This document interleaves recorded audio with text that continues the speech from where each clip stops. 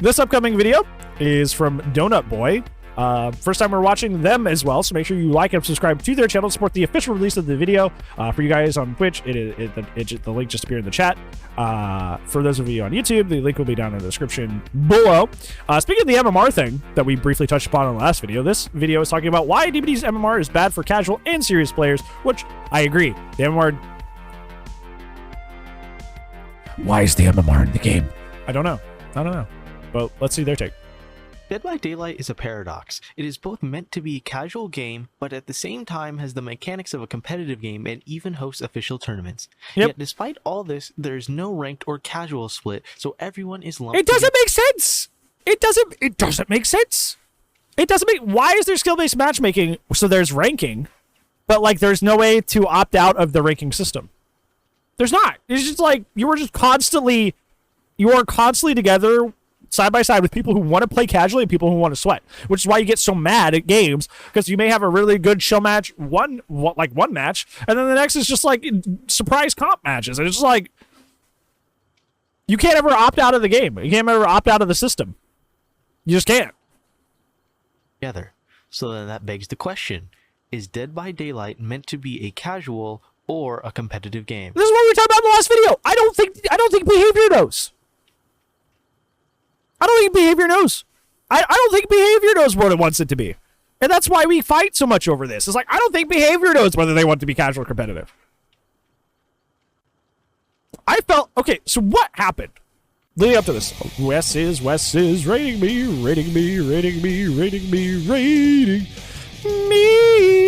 Wesley, the only Meg that I know that isn't a complete dip.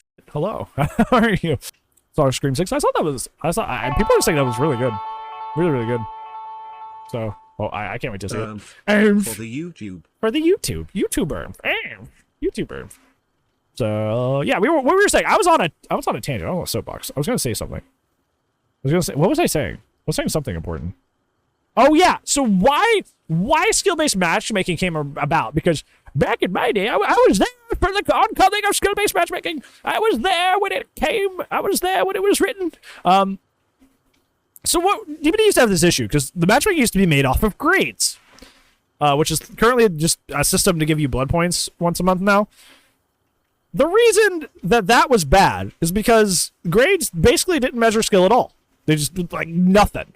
Right? It was really just playtime, right? As long as you played a lot, you would hit rank 1 over time.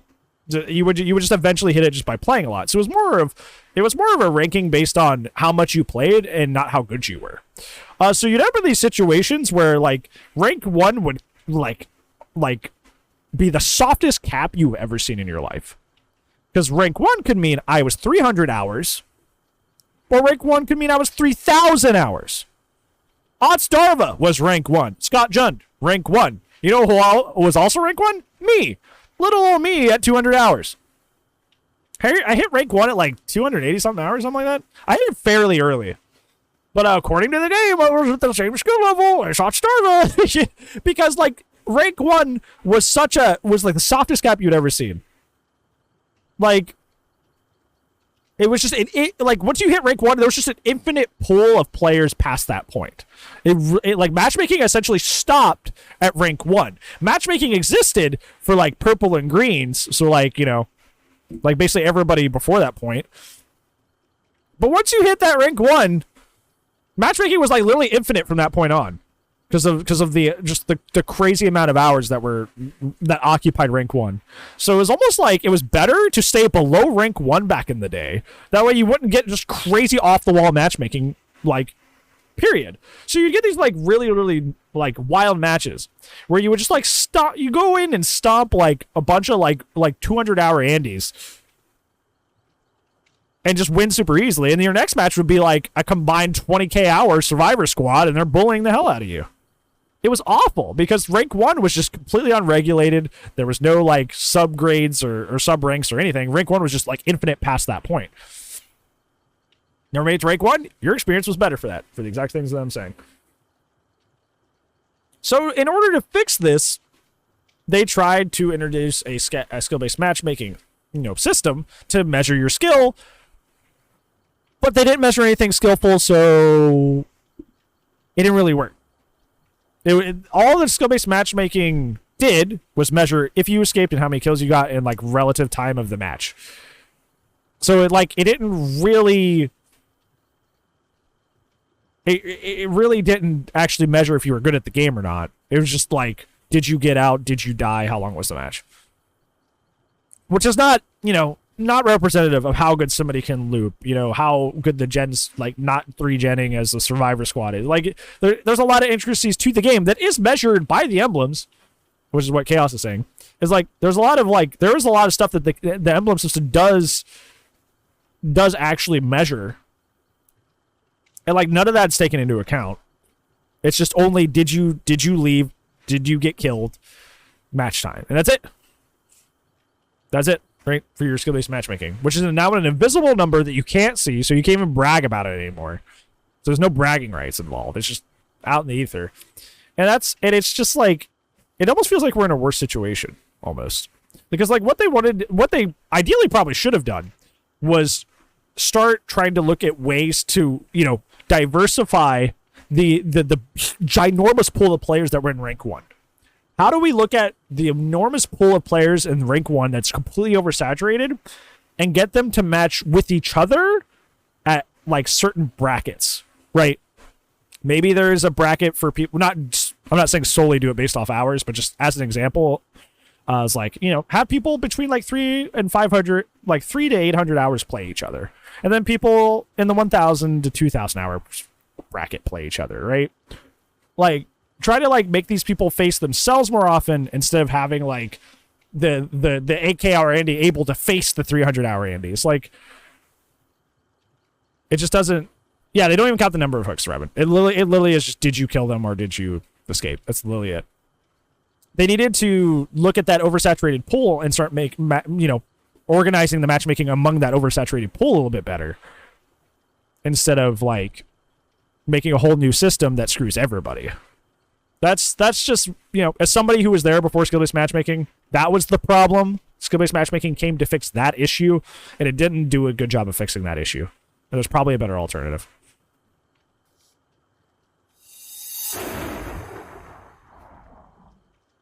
Now, most of you would probably say that the game is casual, and you wouldn't be wrong about that. The game is definitely catered to and balanced around the casual player-based audience.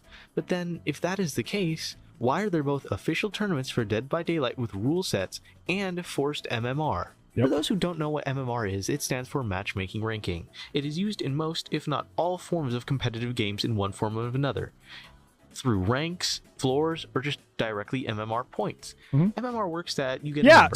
So you have these points. So you have these points in DBD. The number. Let's say 1,000. Hold on. This points. Right up here, this is how it works. This up here is how the skill-based matchmaking works in Dead by Daylight. Based on, like I was saying, kills, escapes, match time, like, they awards you points or takes away points based upon that. But we can't see this number. This number is hidden from us. So we don't get to see where we're realistically at. MMR works that you get a number. Let's say 1,000. You will be paired within a range of other players with a similar MMR.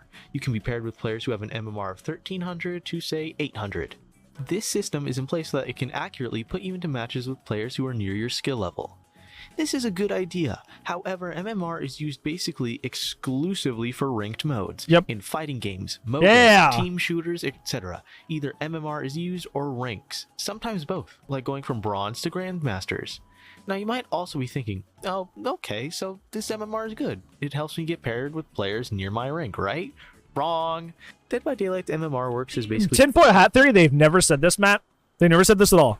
I think we're not allowed to see our MMR because one of the biggest things that came out of, the old grade system was us going, why am I matched with this person? We would ask that literally all the time. Why am I matched with this person? Why am I matched with this person? We would ask that literally all the time. So I think to avoid us doing that, they just decided to hide the numbers so we can't say that anymore. Yeah, exactly. Like if it wasn't, exactly, Wes. If we could see it, we could see how bad it was. Yep. We would actually see how bad it was. Just like how, when it was just grades, we could clearly see how bad it was, and we commented on what we were seeing and going, yeah, that was terrible. They don't want us doing that again. They're like, Well, now you can't see it. It's like, no, we can still feel it, right? We can still tell it's. We can still tell it's not working. Just because you hid the number does not mean we can't tell. I have 4K hours in this game. I got matched with a 300-hour Jake today. I have 4K hours today. I got matched with a 300-hour Jake today. He went down and chased, like, I'm not even exaggerating, like 10 to 15 seconds each chase. I'm not even exaggerating. Like, he could not last in chase at all. Period. I had 13 times the hours of this dude, and it put us together. 13 times! And it wasn't backfill or anything. Like, the match just put us together that way. 3 ranks. You have your. You know why that happens? You know why that happens? Because if the game is only measuring when you escape, I've been escaping a lot today. So I probably was gaining MMR because I was actually escaping a lot today. After the first hour, by the way. The first hour I couldn't get out of a match to save my life. But, for the next 2 hours I was pretty good. And that Jake, probably for different reasons, albeit like immersing, getting boosted by a better team, or just only sticking to gens, was able to also escape a lot. So the MMR for him went up. Even though I could loop and he couldn't, and it literally cost us the match, the MMR system is probably like, yeah, he escaped a lot, and they escaped a lot, so therefore they're the same MMR. And it's like, no, that's not how it fucking works. It is way more intricate than that. And I get this, because usually the answer that comes after this, whether that be from the devs or behavior diehards that want to defend them, is like, well, it's really hard to capture the intricacies of Dead by Daylight, so you can't expect them to actually be able to measure that. Then why make the fucking system if you're not going to do it right in the first place? If you're just going to have the system, why do it in the first place? If you're not going to do it right, don't do it at all. God. MMR players who have just started, and as they play, they work their way up to an MMR level of about 1000, where all those players play together. When a player hits the next rank, they are forever locked into that MMR ranking, meaning that their MMR can no longer go below that 1000 MMR threshold. This is to prevent smurfing, which is fine, I guess. I don't really have any complaints about that. You can still smurf anyway. However, while this is fine because it's mostly new players who don't know how to play the game, so they can all experiment and play casually together, once you hit 1600 MMR, all hell breaks loose.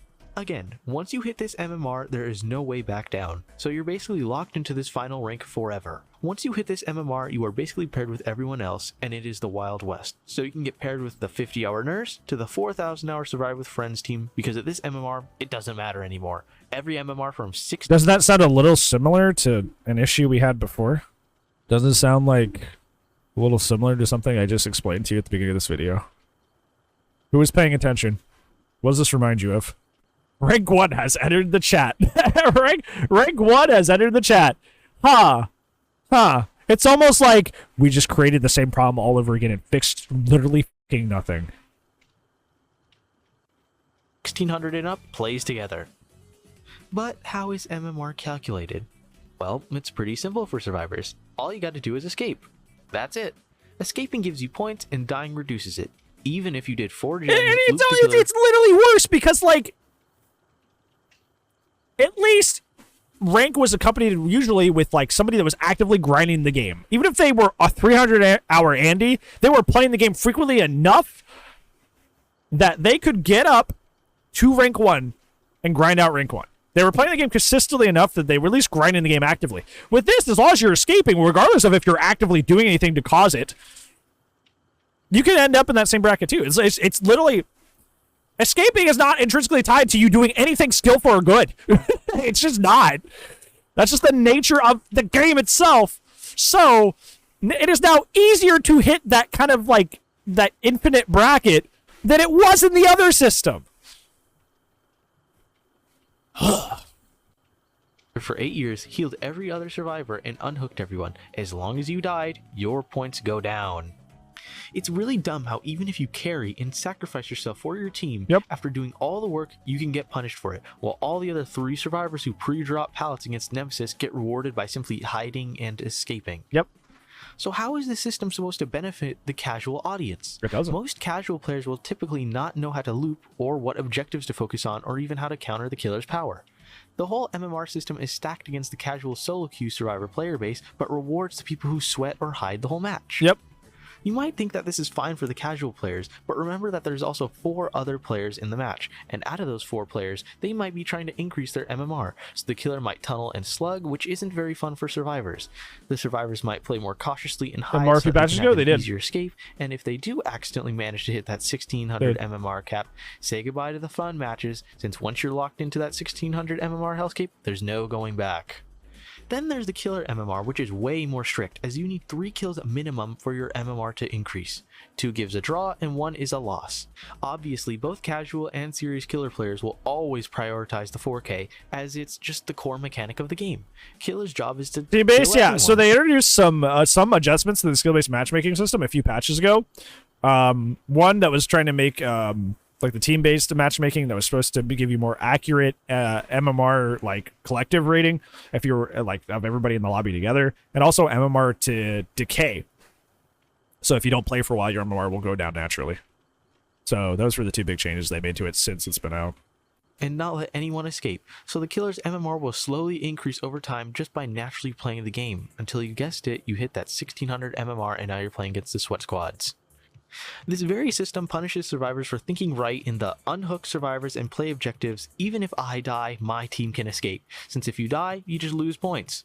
And it rewards the rats who hide in lockers all game and worked on January for 5 seconds, or the terror radius, turn around and ran Mach 10 to the other side of the map with sprint burst. Then, and this is the most common playstyle you're seeing, especially as we continue to nerf dead hard, is people are just running the get away from me meta, as I call it. It's just like the get away from me perks, like sprint burst light, is like, just get away from me. Just let me greet the gen. It's created a whole new playstyle that's so disgusting and boring. It's so awful to play against. Killers get slowly but surely pushed to the higher ranks, even if they just play casually, because all killers will try and go for the 4K. No killer just goes, yeah, I just let 2 survivors escape every game because I want to. The game rewards and incentivizes you to go for 4 kills no matter what. Bleed out, dying on the first hook, Mori, sacrifice, whatever. As long as the executes don't get powered and 1 or 2 survivors run out of the gates, it's a net win. In basically every single game with MMR, they obviously have a split for casual and ranked players. Casual MMR is much more lenient with the points, so that you can play with players who know what they're doing and not the 500 MMR people who don't know how to even run. Then the competitive MMR, which splits you up into ranks for more precise matchmaking. Back when I started Dead by Daylight in 2016, we used to have ranks, and for the most part, it still was pretty bad. It was just as bad. It was horrible, with the low rank 5 players being paired up with the rank 1 iridescent killers. Eventually, low rank 5 matchmaking entirely around MMR, despite the entire community's outcries not to do it. Rank 5 was just outside of typical behavior fashion. They do it anyways because fuck you. Like even Super Smash Brothers has 4 fun and 4 glory. Fucking Super Smash Brothers has this and not Dead by Daylight. Yep. Nintendo themselves try to say that Smash is not a competitive fighting game, yet still puts in a ranked mode, and Dead by Daylight can't? Another huge issue with no casual and rank split is the whole argument about survivors and killers bringing meta strong perks. In a competitive setting, players will always pick the strongest option to win. Yep. Be it in strategy games, fighting games, dude, games, yeah, like when I play both unranked and ranked in Rainbow Six Siege, which is the other game I'm really passionate about that I don't stream or do anything with. It's just my passion, like my hobby game. Like when I play unranked and casual, I'm just vibing. Like I'm just playing like stupid characters, stupid ops, the same thing. Stupid characters, bringing stupid gadgets that don't really help the team. I'm just doing whatever, right? I'll probably be doing some weird challenge that I have. But when I'm in ranked, I'm bringing the best ops that we need. I'm communicating with my team. I'm like going hard because the climate is clearly defined, right? Like if I'm in ranked and everybody's sweating, of course they are. It's ranked. We're all trying to sweat. We're all trying to get our rank higher, right? Like we're all on the same page. Matter of fact, when people say, "Oh, you're sweating so hard in ranked," we laugh at them because it's like, well, no, duh, it's ranked, you dummy. We're here to sweat. That is the game mode where we sweat, right? But like when I'm, flip side is like somebody's sweating in like quick match. I'm like, brother, what are you doing? And everybody makes fun of them for sweating because it's like, wait, we're in quick match. What are you doing? Like this is clearly not what we're here to do. Yeah, if you don't want to sweat, play casual. If you don't want to sweat, play quick match. You don't want to sweat, play unranked. So it's like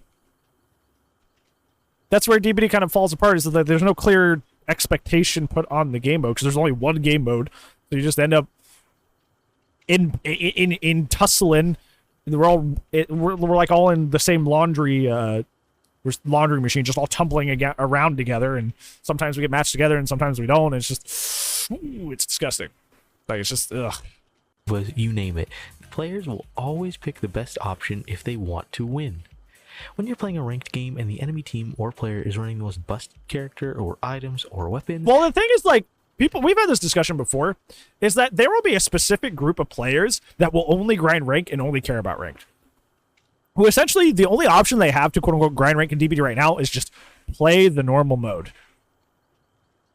Right? But if there was a separate mode for them to go to, they will go to that. And regardless of the people that decide to sweat in casuals anyway, there will be a certain pool of players that only want to sweat that will no longer be in the pool. There will be a net reduction of people sweating. Which is, you know, we take those numbers. Right? Because there would be, like I said, people that would who know they only want to sweat and want to face the best survivors, and they would be out of your pool. They would no longer be playing with you. So even if you still get people who sweat in casual, that number is going to be less, regardless. It just is. That's to be expected, as they want to win. However, the fact that Dead by Daylight has no split, and the fact that both survivor teams and killers seem to always act like they're on the morally right side. Oh god, he brought Call of Ryan Overcharge, sweaty cringe, tryhard, tunneling, camping killer. Oh god, 4 adrenaline, 4 dead hard, off the record, circle feeling sweat squad. How fun. Couldn't do anything. I mean, yeah, both of those are incredibly sweaty. He said that those were silly things to say. No, if you're bringing those perks on both sides, you want to win. You are trying to win. That's why you bring those. What? He said that like he was like talking down to them for feeling that way. No, if they're bringing those things, that is the intention. See, since there's 5 players, unless it's a full 4-man survival with friends, maybe 1 or 2 survivors or the killers could be playing a casual build with fun, off-meta perks because they want to play casually. A casual ranked split would allow survivors to bring fun perks to use like head-on or distraction, and hopefully not have to deal with sweaty killers trying to force a 3-gen like Knight and Skull Merchant with Call of Ryan. Hey, we were talking about that earlier. And then vice versa, where the killer can experiment with their power and perks in a relaxing, better environment. But since MMR is forced, you remember that? Well, you're a first-time chatter today, so you actually don't remember that. But I will explain this. There was a situation we had last Tuesday. Was it last Tuesday? Yeah, I think it was last Tuesday. We had a situation where there was a blight that brought double speed, and then it was like Agi, Painrush, Shadowborn, and then something else. So I think it was another slowdown. So it was like 2 slowdown, best blight add-ons. And he was trying to tunnel somebody out on Eerie at 5 gens. And we actually ended up like preventing the tunnel out and got a 4 out on him. And in the end game chat, he was like, "You guys are so sweaty. You guys are so terrible. I hate you guys." And it's like, brother, you brought the best add-ons on the second best character in the game with 2 slowdown. And you want to be like, "You guys sweated so hard." I'm like, brother, you sweated too. You trying to tell somebody out of 5 gens with all that? Like, you're just mad we sweated back. You're mad that your sweat didn't work. Yeah, you're just being a little baby because your sweat didn't work. You weren't able to just load up into a pub match and beat the hell out of us and get a free win. That's what you're salty about. Don't call it. You call us sweaty? Brother, you're just mad you didn't roll us. Said Wesker's the second best? No, I have never ever claimed Wesker's the second best. Never, ever claimed Wesker as second best. I think he's the 4th best, probably. My top 5 would be Nurse, Blight, Spirit with Mother-Daughter Ring specifically, and then probably Wesker Artist. That's probably what I would do. Those would probably be my top 5. I would never put Wesker in the top 3. Wesker's power is like way too finicky to be like consistent. Like, it's really, really good with the infection, with the hindered. His ability to tunnel is really good because of the hindered. His power is really, really strong, and it hits you outside of the hitbox a lot. But I don't think that puts him better than, like, Mother-Daughter Ring Spirit, Double Speed Blight, Nurse who could literally go through walls. Why Artist? Genuine question. Because she can pressure everything across the map. She's the only other character that even comes close to Nurse's ability to just hit people through walls. And she shuts down almost every loop in the game just by putting a bird at one end and her walking around to the other. She has so many guaranteed hits. So many guaranteed hits just by putting a bird one place and then her walking around the other side. She shuts down most of the loops in the game, and she can hit people through walls. She can hit people cross map. Like, I think you just don't see good artists. Yeah, and she's 115 on top of all that. She has no impediment whatsoever. I just don't think you guys watch, like, good artists to see that. Go watch somebody who, like, actually, like, grinds and loves artists. You will see the crazy amount of things they can do. Crazy amount of things she can do. She is very strong. Very strong. That means that they can be playing with anyone from ranked serious players trying to keep up a win streak or boost their MMR, or someone who just got off their 9 to 5 and want to play some Dead by Daylight. Killers do have a split MMR between them all so that they can have a low rank DMS, yep, which synergizes with their power really well. With the killer. However, as your MMR goes up, they will globally increase, meaning that all of your killers could slowly be boosted up to 1600 MMR even though you've played the killer one time. No friend, hey, pop, MMR is also totally hidden from the player, so you could be sitting at 1000 MMR and think you're sitting at 2000 and not know it. Yep. Honestly though, even though I wish we could see MMR, I know for a fact if we could see this that the game would be so much more toxic, with people raging about their MMRs and placements, but then at the same time, players should have the right to know this stuff in any capacity instead of leaving players in the dark. They should. And then that's not even talking about the balancing this game has. I'm not going to go into a whole spiel about it right now with the whole gen time stuff and all that sort of argument. That's for a different video. I'm a competitive player with some games, and one thing professional tournaments hate above all else is inconsistency and RNG. Look at basically any fighting game or shooter and you'll notice one thing, and that is how consistent the games are. Overwatch maps don't randomly change the amount of walls on it so that both teams can learn the best spots on the map. Players don't have to worry about their character's skills just randomly not being usable or just put in a bad spot like hex totems and scourge hooks, which can spawn in the back room sometimes and just rarely ever see any use. Granted, there are characters in games whose kits are based around RNG, like Faust, who is just about throwing random objects, but that's meant for him, not as the whole game itself. DBD maps are entirely randomly generated with how they can spawn, which is why a perk like Windows of Opportunity is good, as it lets you see what spawn and what tiles you can connect. If a map had a consistent seed that was competitive standard, it would make the tournament scene a lot more consistent, as both teams would know, okay, they can combo this loop. Why in the year of our Lord 2023 is there no way to control map seed in custom games? You have had a full and flourishing competitive scene for a long time. I'm not even talking about the crybaby pump stoppers who can't handle comp. I mean like actual competitive DBD tournaments for years. And you don't have the ability to control map seed in custom games.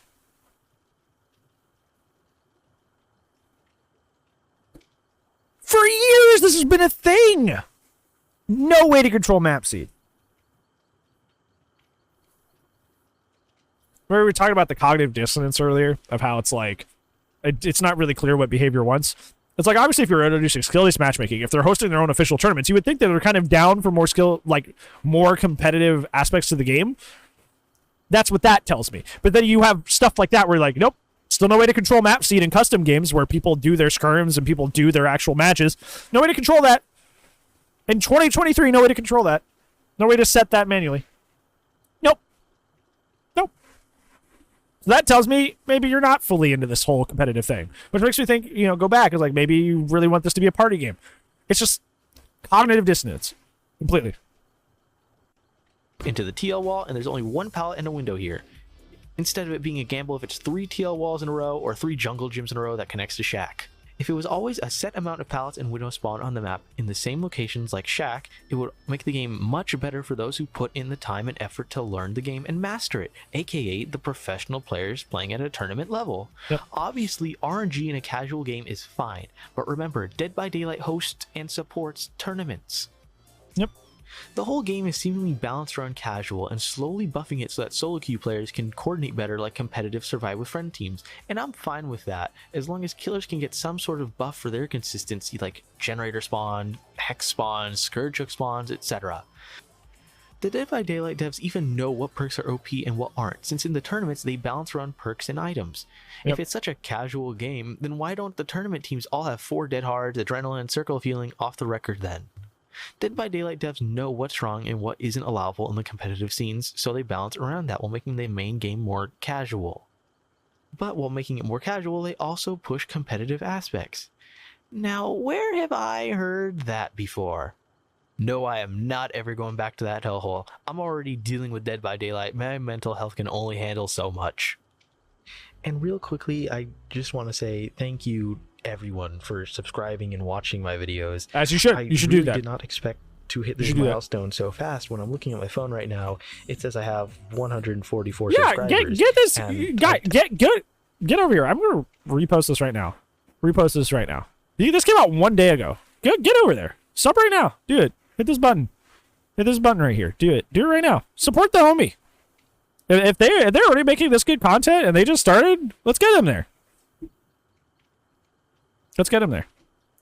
Go do it right away. Do it right away. Do it right now. Just like the start of this month or about a month ago, I was sitting at 2 or 3 subscribers and I was just having fun doing my own stuff. Yeah, you're about to get more, buddy. We're attacking you. We're attacking you with support. We're taking you down with support. With friendliness. Yeah.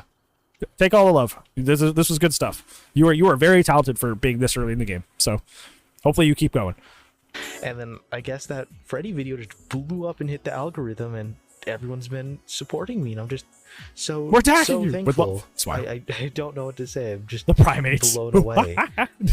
I'm gonna keep doing my best. I want to keep making this sort of content for you guys, and also just some general gameplay videos. If you guys are fine with that, if you guys want that too, because I mean, I reluctantly still play this game. I still play it very often. Same. I might get into streaming in a few months when my mic and everything, all my setup's better. There you go.